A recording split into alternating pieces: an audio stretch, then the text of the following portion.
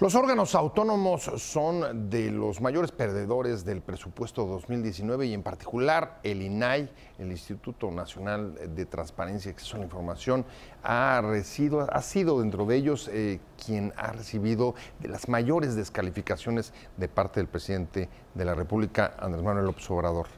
¿Cuál va a ser el futuro de esta institución ahora que está preparando el relevo, llenar la vacante que dejó el fallecimiento del comisionado Bonino? ¿Cuál la perspectiva, el futuro del INAI en el nuevo gobierno? De esto vamos a hablar hoy en Opiniones Encontradas. Muchas gracias por estar con nosotros en este programa en el que todas las ideas se pueden cuestionar siempre que se debatan. Acompáñenme, vamos rápido a ver algunos datos de contexto y arrancamos aquí en nuestro foro con nuestro debate de hoy. ¿Qué lugar ocupará el Instituto Nacional de Transparencia, Acceso a la Información y Protección de Datos en el presente sexenio? La pregunta se plantea alrededor de este órgano constitucional autónomo en un momento en que además está abierto un proceso para el nombramiento de un nuevo miembro de su pleno tras la muerte del comisionado Carlos Alberto Bonin en un presunto suicidio. La primera exigencia para despejar su futuro es lograr quitarse los cuestionamientos del presidente López Obrador, que ha calificado a la institución como una burocracia dorada que no ha hecho nada en estos 4 años, con lo que pone en duda su utilidad pública. Si durante largo tiempo el INAI se mantuvo lejos de actuar como contrapeso para exigir información en casos de graves violaciones a derechos humanos o de corrupción, desde que empezó el nuevo gobierno, ha reforzado su actuación en demandas para transparentar diversos casos. Datos. 1. El comisionado del INAI, Carlos Alberto Bonin Herales, cayó del 5º piso del edificio y la Procuraduría General de Justicia de la Ciudad de México abrió una carpeta de investigación por lesiones culposas. 2. Con el inicio del nuevo gobierno federal que ha creado nuevas dependencias federales como la Secretaría de Seguridad y Protección Ciudadana o el cambio de nombres de algunas como Secretaría de Bienestar, que sustituye a la Secretaría de Desarrollo Social, el número de instancias públicas obligadas a transparentar y rendir cuentas de su actuar sumaron 880, informó el INAI. Arrancamos con Opiniones Encontradas. Muchas gracias por estar con nosotros. Viernes ya, cerca ya de comenzar el fin de semana. Vamos a entrarle a un tema importante, un tema trascendente como es el acceso a la información, la transparencia, porque en efecto el INAI ha sido, junto con los otros órganos autónomos, de los más golpeados, por lo menos en términos presupuestales, en lo que se aprobó para 2019, pero sobre todo por las descalificaciones que ha recibido de parte del presidente de la República. Y en ese contexto está en este momento en un proceso de renovación para cubrir la vacante que dejó el fallecimiento del comisionado Bonino. Usted lo recordará, un lamentable hecho que se produjo a finales de 2018 en el que perdió la vida y que es investigado por la Procuraduría General de la República por la posibilidad de que pudiera haberse tratado de un suicidio. En cualquier caso, vamos a entrarle para ver sobre todo el ángulo de y cuál el futuro, el lugar que puede ocupar en este contexto frente al nuevo gobierno el INAI. Y para entrarle al tema, les agradezco muchísimo que hayan venido hoy con nosotros 2 aspirantes que están dentro de la lista para ocupar, para llenar ese hueco, para alcanzar, para ser comisionados del INAI. Muchas gracias, Javier Santiago. Como siempre, un placer tenerte aquí con nosotros. Al contrario, aprecio mucho la invitación, José. Y, por supuesto, José Guadalupe Luna. Muchas gracias por la invitación. Muchas gracias a los dos por venir. 29 aspirantes. 29. Es lo que tiene la lista hoy, ¿no? ¿Cómo va eso? Las comisiones tienen que acordar el procedimiento, hasta el momento no lo han acordado. Comisiones Unidas de Justicia y Anticorrupción y Transparencia del Senado. Esperemos que la próxima semana aprueben el procedimiento, los plazos, las entrevistas, ¿no? Aunque existe un plazo legal, el plazo legal se vence el 3 de febrero. 3 de febrero se acaba el tiempo, es decir, estamos más o menos a pues poco más de 2 semanas, aprox. Sí. Con eso me contrasta un poco, no sé cómo lo veas tú, con la celeridad con la que el Senado generó la convocatoria, fue rapidísimo. Sí, claro. Del hecho del sensible fallecimiento del comisionado Bonino a la convocatoria fue muy poco el tiempo que pasó. Sí, justo en un periodo muy difícil para el órgano porque estaba siendo sujeto a cuestionamientos muy severos sobre la viabilidad del mismo, el presupuesto que ejercían, la cantidad de comisionados. Incluso se llegó a comentar la posibilidad de utilizar el mismo diseño que existe en España, de 2 agencias separadas y unipersonales en lugar de colegiados. O sea, de poner en una institución los datos, protección de datos personales y en otra acceso a la información y transparencia. Cuando se notifica al Senado formalmente el deceso y sorprendentemente, de una manera adecuada, el Senado de inmediato emite la convocatoria, establece un plazo para registrarse y le da con eso continuidad institucional a una institución que es clave, que es esencial en la vida democrática. Hoy hay que entender que el poder público, si no se distribuye, no se puede supervisar de manera correcta. Los órganos autónomos son quizá los órganos más incómodos del Estado porque esa es su naturaleza. Están diseñados precisamente para controlar, supervisar, dejar que el ejercicio del poder público se siga por esa ruta tradicional de control hegemónico de una fuerza, sino que se distribuye entre los ciudadanos. Yo creo que hasta ahí no tenemos casi nadie diferencias con lo que dice José Guadalupe en términos, digamos, del deber ser. Necesitamos contrapesos, órganos que pongan límites al poder, como dices tú, que lo distribuyan como condición para un funcionamiento, digamos, democrático sano. Sin embargo, en la práctica creo que también tendríamos que hacernos cargo de las críticas que ha habido a los órganos autónomos. Javier, pues, ¿dónde han estado, digamos, las deficiencias o las vulnerabilidades que hoy tienen que enfrentar frente a un poder que desconfía de ellos? Yo creo que son de diferente naturaleza las críticas que se han hecho, aunque creo que hay un denominador común en esta coyuntura, sobre todo, es el costo que tienen estas instituciones. Aunque pues todas las instituciones cuestan, porque además las instituciones dan un servicio, no son un negocio. Bueno, pero todos los derechos cuestan. No dan ganancias, ¿no? Entonces, las instituciones tienen la función de servir en cierto aspecto particular a los ciudadanos, la Comisión de Derechos Humanos, el INE, el INAI y en general los institutos de transparencia del país, pues tienen funciones específicas que cumplir y otorgar un servicio.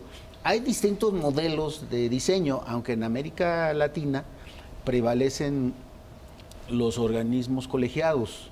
O sea, hay una presencia mayoritaria de este tipo de organismos porque también hay una ley modelo, ¿no?, para América Latina. Entonces, hay esas características.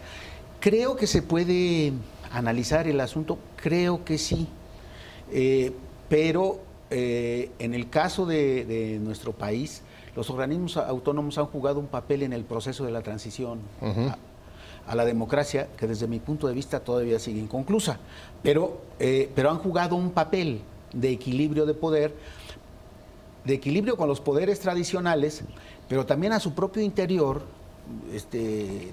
No es de espantarse porque así es, porque son los grupos parlamentarios los que tienen la atribución de proponer. Entonces, estos organismos también tienen equilibrios internos con distintas visiones de carácter político, de la función que deben de cumplir estas instituciones, ¿no? O sea, sin espantarse. O sea, es política, es el resultado de un juego político y estos organismos han sido resultado de la transformación del régimen político y tal vez sean los elementos de transformación más relevante, porque han restado atribuciones a otros poderes, de manera particular al Ejecutivo, o lo han limitado. Pone sobre la mesa, Javier, que en efecto los órganos autónomos, estamos hablando del INAI, estamos hablando del Instituto Nacional Electoral, la Comisión Nacional de Derechos Humanos, en fin, creo que a la fecha ya son 14 los órganos autónomos, si no me equivoco.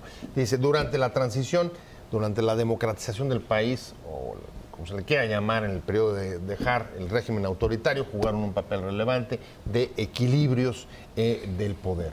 Sin embargo, hoy, no sé cómo lo veas tú, pero no creo que mucha gente frente a un poder o la concentración de poder de la nueva mayoría de Morena en el Congreso y del presidente López Obrador piense que pueden jugar este papel en este nuevo contexto. Sí, no y por qué. Mira, yo lo pongo en los siguientes términos. Es como el seguro del coche. Cualquiera de nosotros que paga el seguro del coche, cuando lo estamos pagando se nos hace sumamente caro, pero cuando viene el beneficio por el siniestro y te ahorras el enorme costo que hubiera significado que tú tengas que pagar toda la reparación, te das cuenta de la utilidad y del beneficio que tuvo eso. Eso lo dices por el argumento de Javier sobre el costo. Y por lo que se ha planteado en general en términos de la crítica a los órganos garantes. Okay. Pero creo que a los órganos, sobre todo el de transparencia, sí debe de cambiar algunos aspectos, fundamentalmente el que sean más útiles para la sociedad. Te pongo un ejemplo donde yo creo que el INAI quizá falló en la adecuada tutela y utilidad de su función. El 19 de septiembre de 2017. Después del temblor, el órgano garante de acceso a la información pública se desmovilizó. Se les olvidó que eran servidores públicos, altos funcionarios del Estado, y que en ese momento tenían ellos que asumir la obligación de proporcionar información oportuna, útil y verificada para que la sociedad pudiera utilizarla y salir de la circunstancia de contingencia. Tuvo que ser la sociedad organizada la que estableció una serie de proyectos como verificado para ayudar a decir dónde había derrumbes, dónde había puntos de concentración de voluntarios. Eso lo tiene que hacer el órgano de transparencia, porque es su deber, es lo que tenemos que modificar. Creo que así hay una ventana de oportunidad importante, no pensar solamente en el órgano como un procedimiento de control, que es una parte esencial, sino de vincularse más con la sociedad. Según estudios del INEGI... habría sufrido una cierta distancia, claro, como le ocurrió con muchas otras instituciones. Como le pasó a todo el régimen. Y que se manifestaron, claro, justo en el 1 de julio.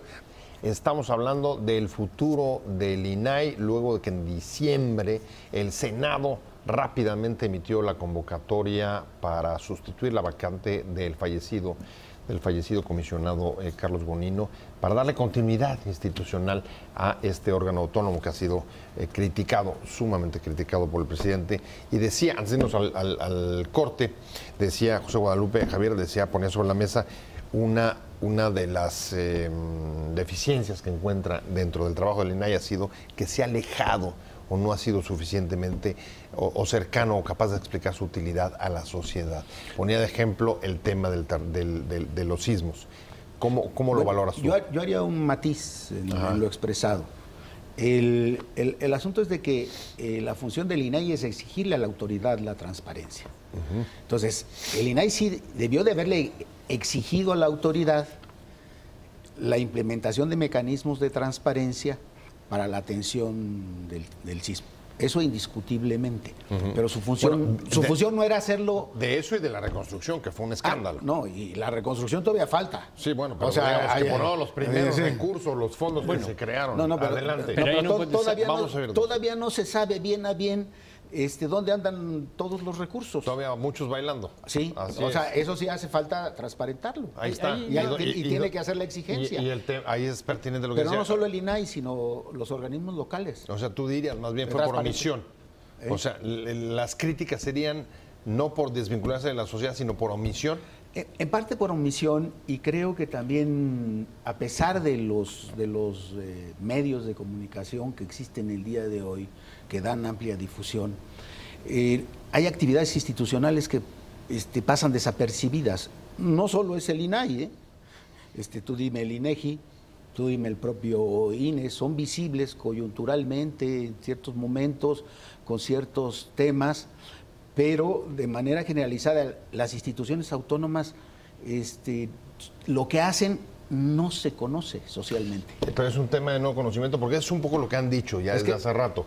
¿Es un tema de conocimiento o es un tema más profundo de que lo que están haciendo no está siendo socialmente útil? Fue el problema del diseño. Se diseñaron bajo las concepciones de un régimen en el que en efecto el poder público está alejado de la gente. A ver, el tema del temblor es resultado de algo que ocurre en el país siempre, los desastres naturales. ¿Cómo es posible que si los desastres naturales son tan recurrentes y es un tema que impacta a sectores muy vulnerables de la población, no ha existido una política de Estado que nos permita tener herramientas adecuadas para salir de las contingencias, identificar a damnificados y darle el seguimiento al gasto? Y eso no está ajeno a la agenda del INAI por un concepto que la ley determina, la transparencia proactiva. No se trata solamente de esperar a ver qué va a preguntar la gente, sino preocuparnos nosotros de qué tipo de información es necesaria para que el ciudadano se empodere, para que participe en la solución de sus problemas y modifique las condiciones de vida. Si el INAI no aprovecha esta oportunidad para colocarse en un terreno de mayor apertura y cercanía a la ciudadanía, seguirá siendo un derecho de élites. Mira, según el INEGI, el 17% de la población nada más conoce la existencia de la Ley General de Transparencia. Bueno, después de todos los años que tiene de existencia, es un número ridículo. Pero fíjate, en las últimas semanas, Javier, ¿qué ha pasado? El INAI ha estado metido justo en este tema de transparencia proactiva, firmando convenios de gobierno abierto. Seguramente esos no son temas tampoco muy sexys para la opinión pública, pero si tienen beneficios dentro de la sociedad, claro, seguramente van a tener más oportunidad de avanzar. Y está el otro tema, micrositios, por ejemplo, con el tema del huachicol, para transparentar el combate al huachicol. ¿Se están dando cuenta del problema? ¿Eso significaría que se están dando cuenta? Sí, yo creo que la coyuntura política los ha sensibilizado algo. Los palos, para decirlo claro. Bueno, yo lo digo con toda elegancia desde el punto de vista politológico, las condiciones de la coyuntura los ha sensibilizado porque además pues tienen que responder a las observaciones críticas. Pero respecto a la difusión, yo solo doy un dato, no hay una edición impresa de la Ley Federal de Transparencia y Acceso a la Información Pública. Búsquenla. No la van a encontrar. Bueno, a lo mejor hay en las oficinas de los comisionados. Seguramente no. Bueno, sí, pero a lo que me refiero es de que no solo se trata de la ley general, se trata de la ley federal. O sea, la normatividad básica debería de ser ampliamente conocida y difundida de manera sencilla para que los ciudadanos la conocieran. Pero quiero tocar el asunto del gobierno abierto. La ley general solo trae un artículo respecto al tema, diciendo que pues el Sistema Nacional de Transparencia debe de incidir en la construcción de manera proactiva, ¿no? O sea, no esperar a que le inviten claro. al gobierno un paso adelante. Pero ese es un proceso complejo que no es solo asunto de los organismos de transparencia. Tienen que participar los gobiernos, el gobierno federal, los gobiernos estatales, los gobiernos municipales, en la construcción del gobierno abierto, porque ahí implica la participación ciudadana en la transparencia y en la rendición de cuentas y la construcción de una sinergia entre gobernantes y gobernados. Entonces, pero lo de gobierno abierto está atorado porque hubo un conflicto en el gobierno anterior y se quedó parado el impulso al gobierno abierto. El gobierno anterior tiene un conflicto con las ONGs, la sociedad civil que estaban impulsando esto. Pero eso no merma la responsabilidad de la institución. No, pero lo que quiero decir, para seguir lo que quiero decir es que ya cambió el gobierno. Entonces hay que volver a impulsar el tema del gobierno abierto, que creo que es un asunto sumamente relevante y trascendente realmente para el proceso de consolidación de la democracia en nuestro país. Vayamos a un caso muy concreto. A ver, ¿gobierno abierto pasa también o es equivalente o tiene que ver con parlamento abierto? Claro. Una de las críticas para la elección del fiscal de la General de la República ha sido justamente esa, que no siguieron un procedimiento de parlamento abierto. Incluso la sociedad civil, las ONGs, se salieron, abandonaron el punto. ¿Dónde estuvo el INAI dentro de este proceso? Incluso en el actual proceso para designar a los comisionados hay un tema sumamente preocupante. Nosotros ya entregamos las versiones públicas de nuestro currículum, los documentos comprobatorios, nuestra propuesta de trabajo.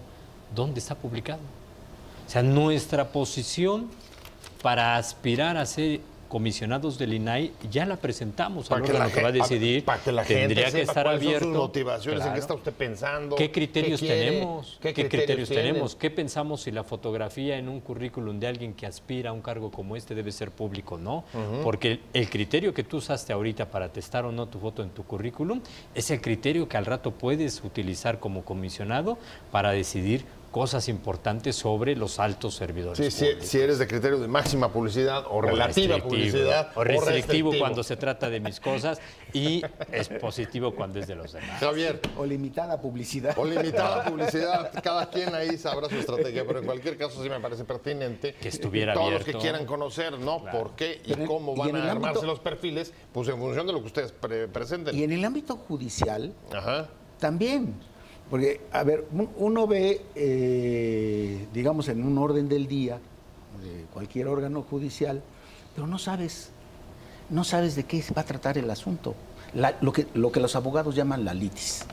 Que se podría poner una redacción mínima, pues para que la gente supiera. En algunos tribunales ponen a los actores, quién contra quién, y la clave del recurso.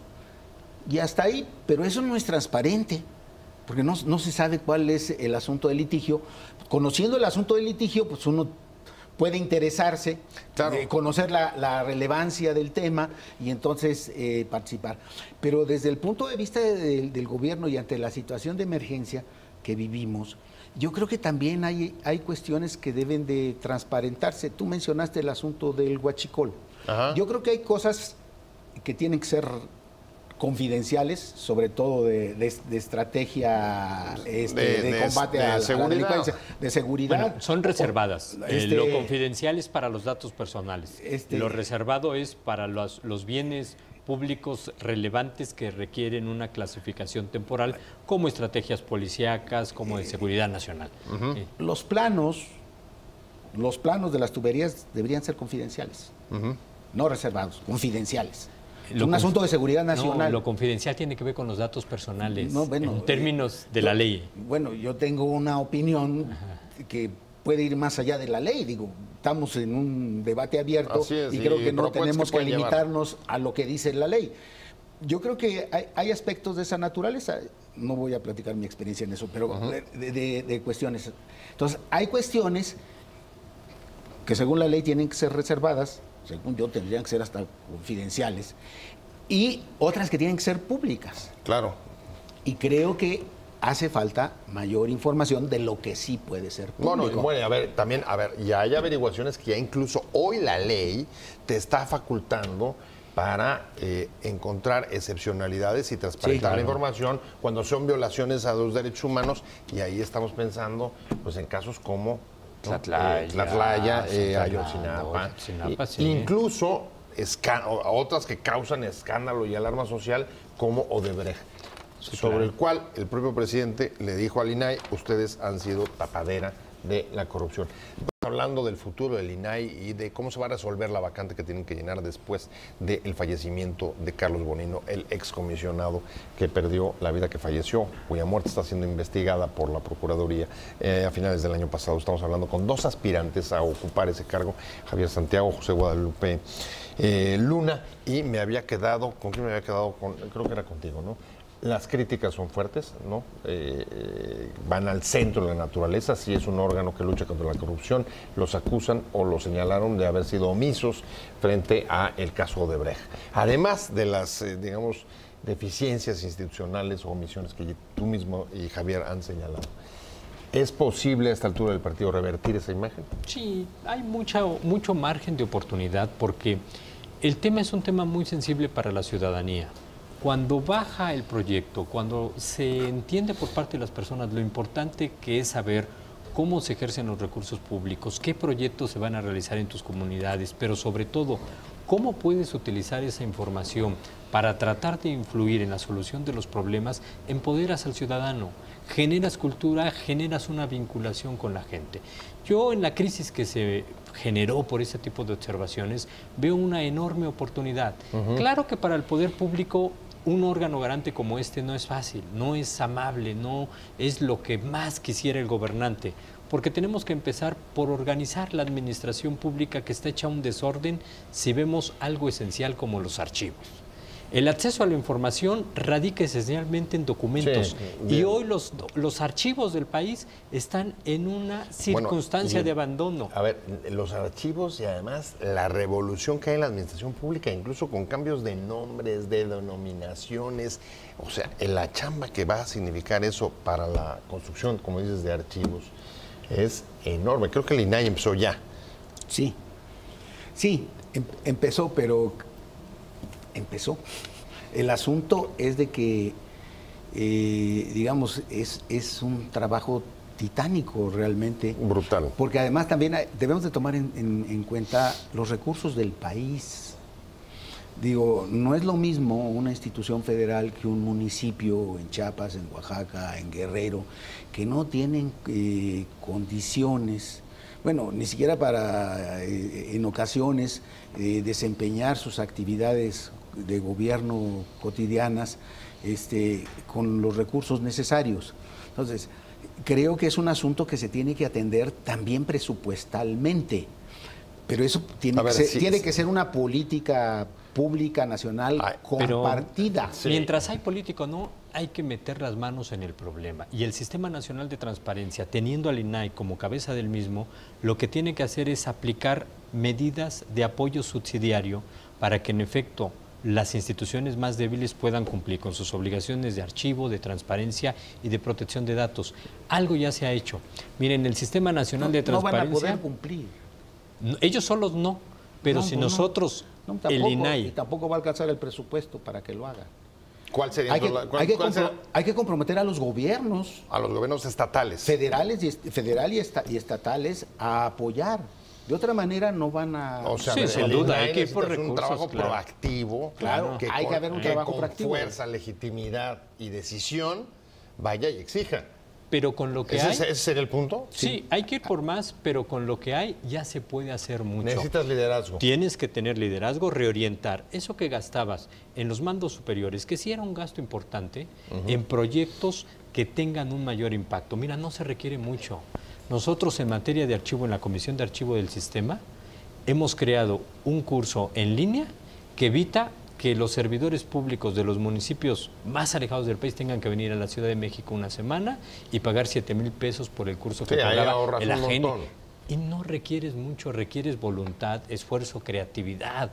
Ahora, déjenme ponerlo de esta manera. Si la principal bandera del actual gobierno es luchar contra la corrupción, y a pesar de que eso no se refleja en la dotación presupuestal a órganos autónomos, que a eso se dedican, como el INAI, ¿cómo podría, digamos, mostrar al federal, al gobierno federal y a los estados que son un aliado? O sea, que no están...